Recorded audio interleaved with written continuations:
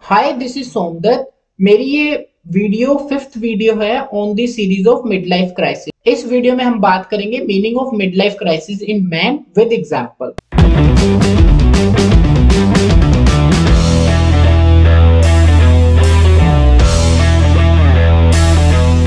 Usually क्या होता है कि हम मिड लाइफ क्राइसिस का फन बनाते हैं, मीन्स की मजाक उड़ाते हैं लोगों का जो भी इस एज में होते हैं। Oh, you are going through mid life crisis, लेकिन ये बहुत ही सीरियस बात है। कुछ लोगों के लिए बहुत ही बड़ा डिप्रेशन का मुद्दा है और कुछ लोग तो इस फेज से कभी निकल ही नहीं पाते हैं। तो यहाँ पे क्या होता है कि हमारे जो बॉडी के सारे पैटर्न्स होते हैं, बायोलॉजिकली, इमोशनली, नेचुरली, इकोनॉमिकली और सोसाइटिकली, ये सारे के सारे पैटर्न इस एज में आके चेंज हो जाते हैं। और कुछ लोग तो इस चीज में ऐसे डूब जाते हैं कि वो सोचते हैं यार what is wrong with me और what is wrong with society.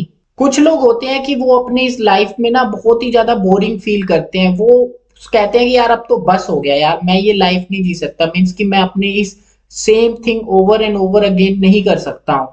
तो वो क्या करते हैं, वो इस सेल्फ रियलाइजेशन की फेज में जाते हैं और वो सोचते हैं कि I need a very thrilling life, because मेरी लाइफ में थ्रिल तो रहा ही नहीं, एक्साइटमेंट तो रही नहीं। तो ये मेरी वीडियो इसी जो बोलते हैं ना मिड लाइफ क्राइसिस का मीनिंग और सेल्फ रियलाइजेशन के बेसिस पे है विद एन एग्जाम्पल। तो यहाँ पे मैं ये सेल्फ रियलाइजेशन का एक एग्जांपल लूंगा और वो एग्जांपल मैं आपको एक टेकी पर्सन, जैसे आप ऐसे समझ लो कि आईटी जो इंजीनियरिंग की फील्ड है उसका, या फिर एक कंप्यूटर साइंस का एक बंदा, ठीक है। मैंने उसका नाम रखा है स्टीव जॉब्स फैन, क्योंकि वो बचपन से ही स्टीव जॉब्स की ऊपर मूवी देखता आया है, उसकी बायोग्राफी और उसके जो रिचनेस है, लाइफस्टाइल है, जो भी उसने अचीव किया है, उसका एक बहुत बड़ा फैन बन चुका है। अब ये जो स्टीव जो फैन है वो इंडिया में रहता है।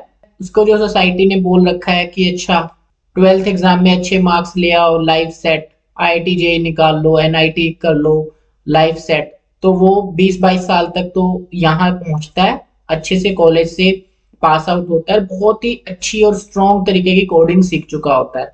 उसके बाद वो आगे जाता है और 5-10 साल दबा के मेहनत करता है, क्योंकि उसे हॉलीडे नहीं मिलती है और वो सोसाइटी से भी एक तरीके से जो होता है ना लेस सोशल टाइप का बंदा बन जाता है। एज आ जाती है उसकी 32 और 34। अब वो क्या करता है, उसके लाइफ में अब उसके पास बहुत सारे पैसे हैं, बट उसने जो रियल लाइफ है ना, जो एक बोलते हैं पार्टी टाइप लाइफ, एक्साइटमेंट और थ्रिल वाली लाइफ, उसने कभी नहीं जी, क्योंकि वो इस पूरे पैटर्न में फंसा हुआ था। 12th करनी है, बहुत अच्छे से करनी है, इंजीनियरिंग करनी है, बहुत ही अच्छे मार्क्स से करनी है, एक बहुत ही अच्छी कंपनी में जॉब पानी है और उसे जॉब मिल भी जाती है, he is like becoming very rich.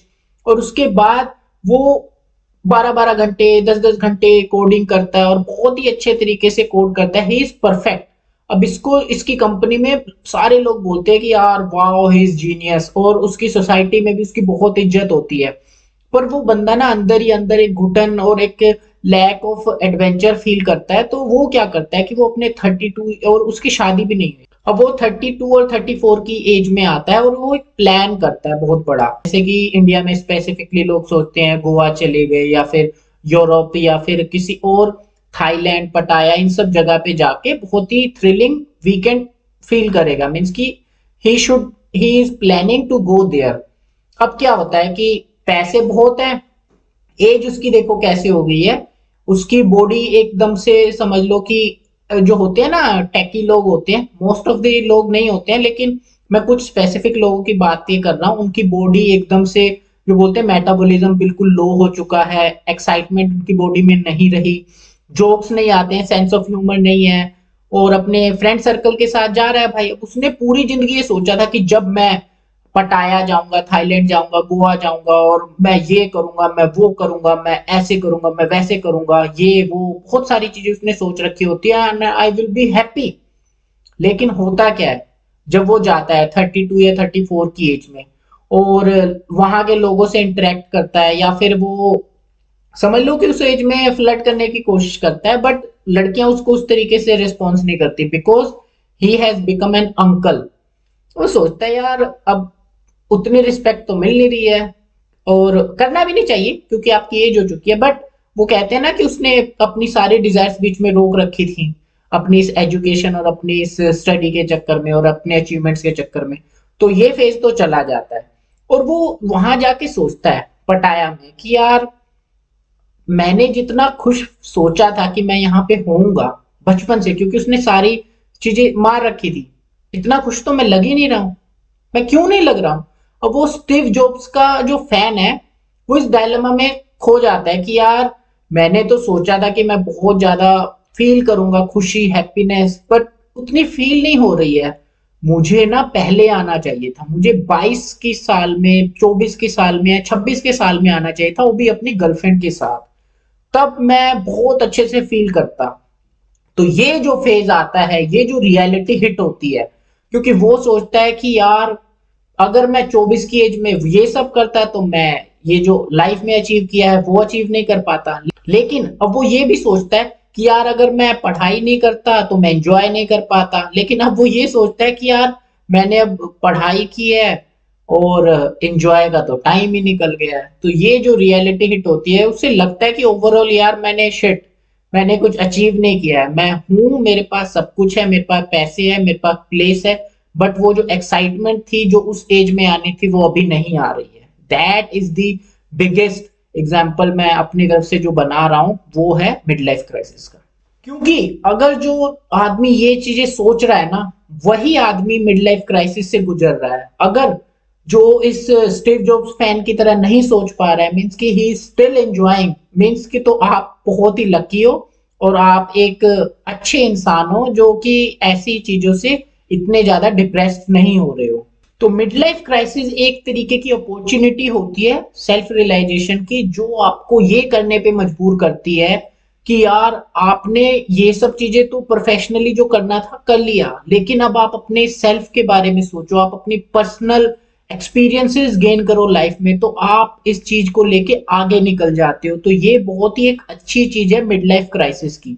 Mid life crisis तुम ऐसे भी समझ सकते हो कि सपोज एक बंदा है, उसकी थोड़ी सी वो दौड़ रहा है और उसके थोड़ी सी चोट लगी, तो क्या वो रुकेगा दौड़ते हुए? नहीं रुकेगा। उसके हाथ पे चोट लगी, सर पे चोट लगी, वो क्या दौड़ते रुकेगा? नहीं रुकेगा, वो गिरेगा फिर उठ जाएगा। लेकिन उसके पैर पे बहुत ज्यादा जोर तरीके से चोट लग जाती है और वो फिर बैठ जाता है और वो सोचता है यार अब तो बैठ के पैर पकड़ के बैठना ही पड़ेगा, अब मैं तेजी से चल नहीं सकता हूँ। यही होता है, ये जो पकड़ के बैठना होता है ना, इसी को मिड लाइफ क्राइसिस बोलते हैं। क्योंकि ये एक ऐसी सिचुएशन है जिसपे लोगों को सोचना ही पड़ेगा उस फेज में आके, कि वो सोचते ही सोचते हैं कि यार मैंने क्या अचीव किया है, मैंने क्या क्या सोच रखा था और क्या क्या मुझे मिला।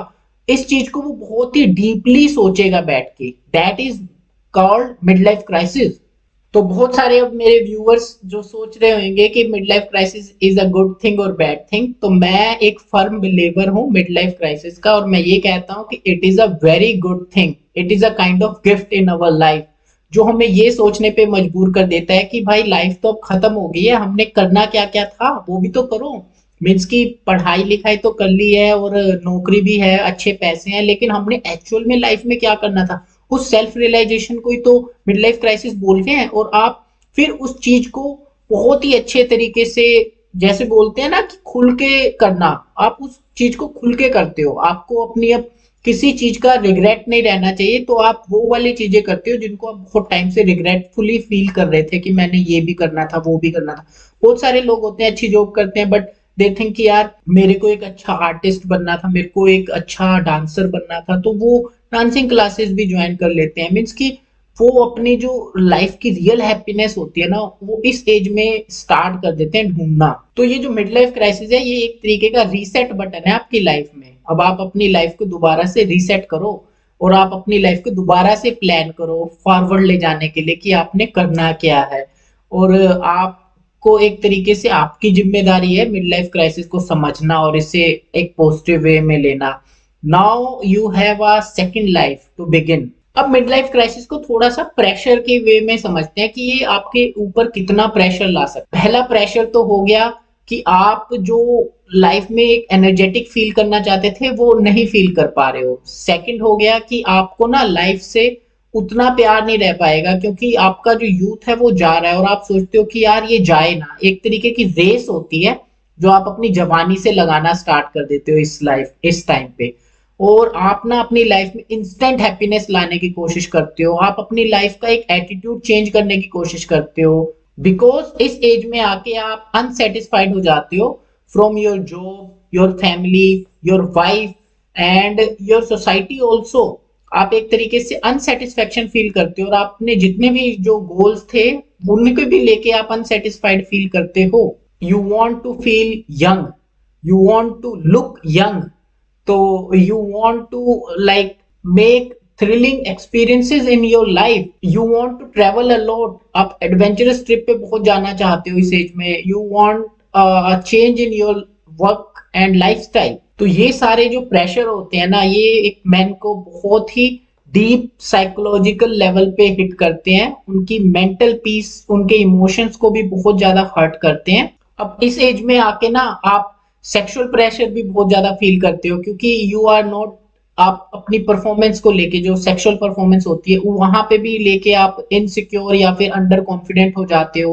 तो अब ये साइकोलॉजिकल प्रेशर तो था ही जो मैंने बोला है, अब यहाँ पे आपको सेक्सुअल प्रेशर भी आ चुका है, तो ये भी एक तरीके से डबल टाइप का प्रेशर आ गया है। अब एक जो क्वेश्चन था बेसिकली वो ये था कि मिड लाइफ क्राइसिस कितने साल का होता है, तो उसका ये आंसर है कि ये 3 से लेके 12 साल तक का होता है, जो कि रिसर्च में पाया गया है। कुछ लोग इसे बहुत रेयर लोग होते हैं जो इन्हें 3 to 5 ईयर्स में कंप्लीट कर देते हैं, लेकिन मैक्सिमम जो होते हैं लोग वो 3 to 12 ईयर्स लग जाते हैं इस मिड लाइफ क्राइसिस को झेलते झेलते और इससे बाहर निकलते निकलते, जो कि एक एवरेज है। मिड लाइफ क्राइसिस आता कैसे है उसका भी एक एग्जांपल है कि ये आप सोचते नहीं हो, मीन्स कि आप सोचते नहीं हो कुछ आपकी लाइफ में इस एज में, जैसे 30 to 45 की जो मैंने एज बताई, वहां पे आपकी लाइफ में कुछ इवेंट आते हैं, वो इवेंट आपको बहुत ही स्ट्रांगली हिट करते हैं, आपको ट्रिगर कर देते हैं मिड लाइफ क्राइसिस के बारे में सोचने के लिए।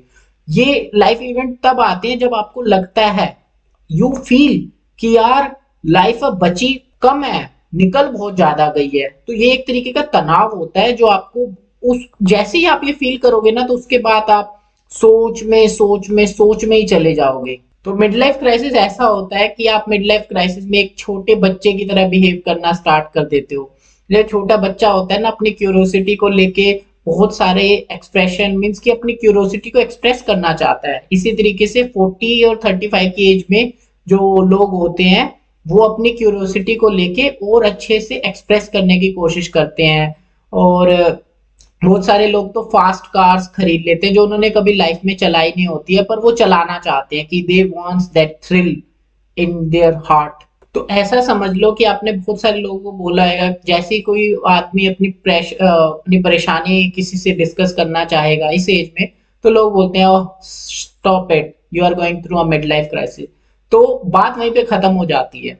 तो इसे समझने की कोशिश कीजिए, जो मिड लाइफ क्राइसिस है ये कन्वर्जेशनल एंड नहीं करने का कोई टॉपिक है, ये एक टॉपिक है जिसे आपको स्टार्ट करना है, आपको इसे समझना है, स्टॉप नहीं करना है कि बोला अच्छा you are going through mid life crisis, बात खत्म नहीं। आपको लोगों को भी समझना है और अपने आप को भी समझना है इस एज में। तो ऐसे समझिए कि मिड लाइफ क्राइसिस कोई हंसी का वो नहीं है, टॉपिक नहीं है, ये एक बहुत ही सीरियस मैटर है। बहुत सारे लोग इस फेज से गुजरे हैं और कईयों की लाइफ में तो ब्रेक लग चुका है, मीन्स की साइकोलॉजिकली एक ब्रेक लग चुका है इस चीज को लेके, और they are very depressed with their mid life crisis. बहुत सारे लोग ये सोचते हैं कि उनकी लाइफ का जो बेस्ट पार्ट था वो निकल चुका है और अब जो उतना भी पार्ट बचा है वो सिर्फ वर्स्ट ही रह चुका है, अब उन्हें वर्स्ट फेज को ही जीना है। That is a cause of mid life crisis. तो ये जो मिड लाइफ क्राइसिस है ये कोई दुख की बात नहीं है, क्योंकि जो जैसे मैंने आपको एग्जांपल दिया था स्टीव जॉब्स का फैन, अब वो फैन अपनी लाइफ से परेशान हो चुका है, मीन्स की daily doing same thing over and over again. अब उसके पास 2 मौके हैं। पहला मौका तो ये है कि वो सेम रूटीन फॉलो करता रहे, 10 दिन की जो हॉलीडेज मनाए और फिर आ जाए वापस और अपने फिर डेली रूटीन में लग जाए। दूसरा मौका ये है, अगर वो जो स्टीव जॉब का फैन है जिसे कोडिंग में बहुत इंटरेस्ट था, उसके अंदर बहुत ही अलग तरीके के या फिर बहुत ही एक्सेप्शनल आर्टिस्ट भी हो सकता है, उसे में भी उसे अपने कॉलेज टाइम पे थिएटर करने का बहुत शौक हो या फिर किसी भी आर्टिस्टिक फॉर्म या फिर जो कोई भी आर्ट उसके अंदर छुपी हो सकती है। तो ये मिड लाइफ क्राइसिस एक मौका है, एक अपॉर्चुनिटी है। आपको अपनी आर्ट को वापस लेके आने का। क्योंकि आप अगर अपने 35 तक पहुंच गए हो ना, तो ट्रस्ट मी, आपने बहुत पैसे कमा लिए हैं अगर आपने अपने 35 अच्छे से यूटिलाइज किए हैं। तो अब आपके पास चांस है अपने अंदर के आर्टिस्ट को निकालने का। तो रियल क्राइसिस ये नहीं है कि आपको फील हो कि you are going through mid life crisis. Real crisis ये है कि आप अपने अंदर का पैशन मार के उस जॉब पे बैठे हो। रियल क्राइसिस ये है कि आप अब उस जॉब में रहोगे तो वो क्राइसिस बन जाएगा। और अगर आप अपना पैशन फॉलो करोगे, बहुत सारे पैशन होते हैं यार लाइफ में, आप अगर उन्हें फॉलो करोगे ना, तो you will successfully overcome this mid life crisis. तो ऐसा समझ लीजिए कि मिड लाइफ क्राइसिस है ना, ये आपकी लाइफ का मोस्ट पोटेंशियल फॉर्म है। ये आपको आपके पैशन और आपको आपके ओल्ड ड्रीम्स को जीने का नया तरीका है। आपको पेन उठाना है, कॉपी उठानी है और अपना फ्यूचर दोबारा से लिखना है।